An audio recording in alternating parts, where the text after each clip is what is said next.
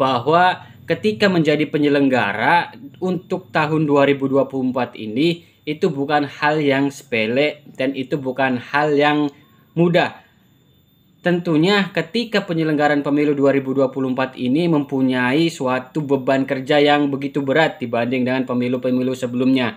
Apakah bisa untuk membagi waktunya terkait dengan pelayanan menjadi PNS atau ASN dan juga terkait dengan kinerja nanti di Badan Ad Hoc Penyelenggara Pemilu, baik di PPK maupun di PPS. Nah, tentu ini kembali lagi kepada kawan-kawan ini, karena sebetulnya ketika kita menjadi badan ad hoc dan penyelenggara. Halo, assalamualaikum warahmatullahi wabarakatuh. Kembali lagi dengan saya Dedi Supriyadi. Salam Pergas. Nah, baik untuk kawan-kawan semua yang mungkin banyak yang berkomentar dan bertanya-tanya terkait dengan apakah PNS atau ASN bisa untuk mendaftar menjadi penyelenggara pemilu, baik itu PPK atau PPS. Nah, kita akan bahas hal tersebut di video ini.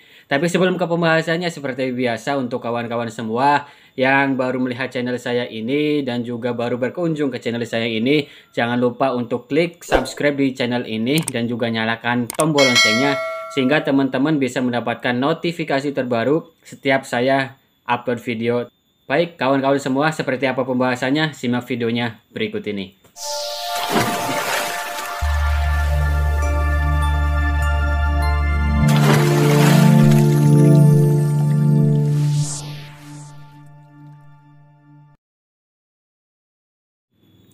Oke kawan-kawan semua, terkait dengan PNS atau ASN, apakah diperbolehkan untuk mendaftar menjadi PPK atau PPS dalam penyelenggaraan pemilu?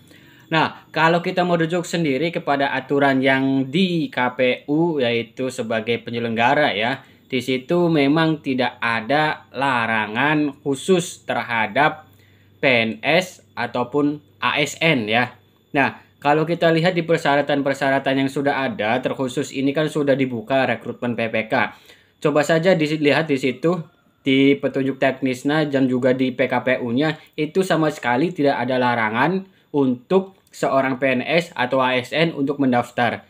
Secara regulasi itu memang diperbolehkan ya. Tetapi hal yang harus dicermati juga untuk kawan-kawan yang mungkin ini ASN atau PNS, bahwa ketika menjadi penyelenggara untuk tahun 2024 ini itu bukan hal yang sepele dan itu bukan hal yang mudah.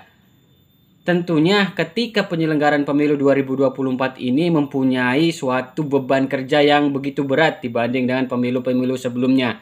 Apakah bisa untuk membagi waktunya terkait dengan pelayanan menjadi PNS atau ASN dan juga terkait dengan kinerja nanti di Badan Ad Hoc Penyelenggara Pemilu, baik di PPK maupun di PPS.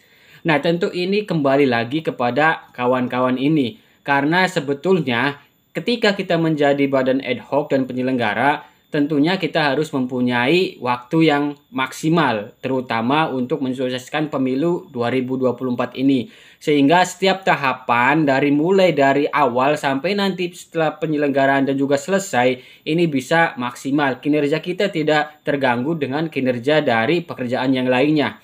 Oleh sebab itu, alangkah lebih baiknya pertimbangkan kembali ketika memang seorang ASN ataupun PNS ketika ingin melamar. Cara regulasi memang setahu saya tidak ada, dan coba saja lihat dimanapun aturannya memang tidak ada ya.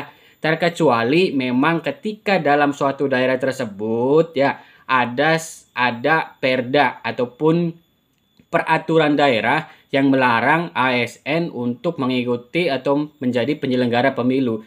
Tetapi sebetulnya itu juga kalau menurut saya, kalau ada larangan perda tersebut itu kurang baik ya, karena memang itu bisa saja mendiskriminasi seorang ASN untuk berpartisipasi menjadi penyelenggara.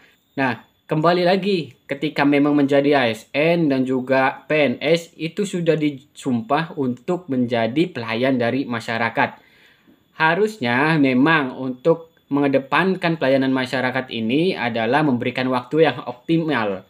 Begitupun ketika memang menjadi PPK itu juga harus optimal. Nah, pertanyaan tersebut adalah pertanyaan yang wajar. Apakah nanti bisa ketika memang menjadi PNS dan kemudian lolos menjadi PPK ini bisa bekerja secara optimal nantinya? Itu yang menjadi pertanyaan besar ketika memang bisa lolos dan menjadi PPK nantinya. Tetapi hal ini memang secara regulasi sekali lagi tidak ada larangan ya. Sekali lagi setahu saya tidak ada larangan hal tersebut, dan memang kalau ada beberapa informasi yang saya dapat juga terkait ASN bila mana ini memang nanti terpilih, ini ada yang di suatu daerah itu bahwasanya harus memilih apakah memilih menjadi PNS atau memilih menjadi PPK. Nah, memilih di sini bukan berarti kita harus melepaskan baju kita sebagai PNS untuk yang seorang PNS, tetapi untuk mengambil cuti untuk menjadi PPK. Artinya, ketika memang teman-teman seorang ASN ini mendaftar menjadi PPK, kemudian lolos, nah, maka harus memilih, mau memilih PNS atau memilih menjadi PPK.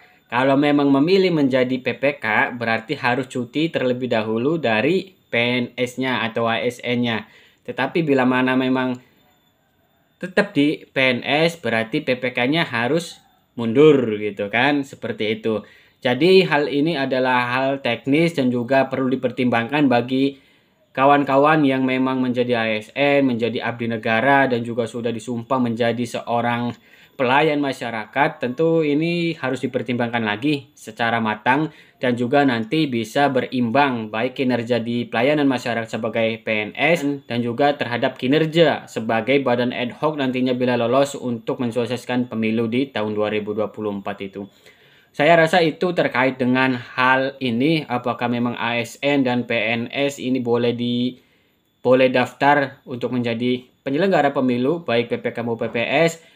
Jawaban saya seperti itu. Bila mana memang ada jawaban-jawaban dari kawan-kawan semua, bisa tuliskan di kolom komentar terkait dengan aturan dan sebagainya. Tetapi setahu saya selama ini bahwasanya memang dari ASN ataupun PNS ini tidak ada larangan sama sekali untuk mengikuti ataupun menjadi bagian dari penyelenggara pemilu, baik di tingkat ad hoc PPK di kecamatan maupun badan ad hoc di tingkat desa, yaitu PPS. Jadi mungkin itu saja untuk video saya kali ini. Terima kasih, dan juga silakan untuk yang punya argumen, punya pengetahuan lebih terkait dunia kepemiluan, silakan boleh komentar di bawah ini, dan juga bisa saling tukar pikiran, pendapat, dan juga bisa sama-sama belajar. Itu saja untuk video saya kali ini. Terima kasih, dan untuk yang belum subscribe silakan klik subscribe-nya, dan juga kalau memang video ini bermanfaat boleh di-share di media sosial kawan-kawan masing-masing.